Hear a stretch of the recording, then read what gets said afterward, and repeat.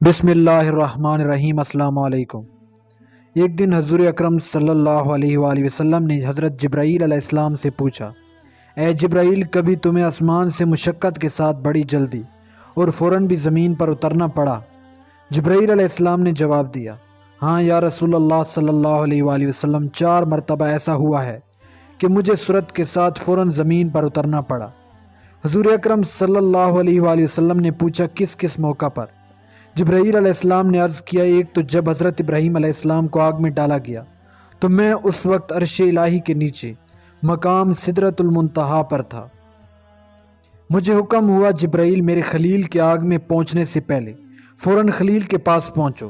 چنانچہ میں بڑی سرعت کے ساتھ اس سے پہلے کہ وہ آگ میں پہنچتے ان کے پاس پہنچ گیا۔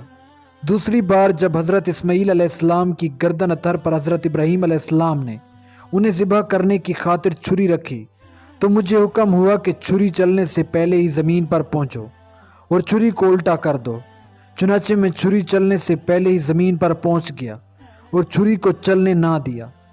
تیسری مرتبہ جب حضرت یوسف علیہ السلام کو بھائیوں نے کنویں میں گرایا تو مجھے حکم ہوا کہ میں یوسف علیہ السلام کے کنویں کی تہہ تک پہنچنے سے پہلے زمین پر پہنچوں اور کنویں سے ایک پتھر نکال کر حضرت یوسف علیہ السلام کو اس پر بٹھا دوں۔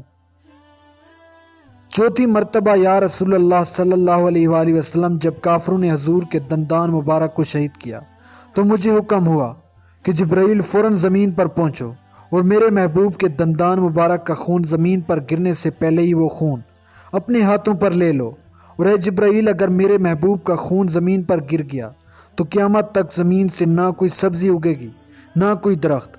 چنانچہ میں بڑی سرعت کے ساتھ زمین پر پہنچا اور حضور اکرم صلی اللہ علیہ وآلہ وسلم کے خون مبارک کو ہاتھوں پر لے کر ہوا میں اڑا دیا۔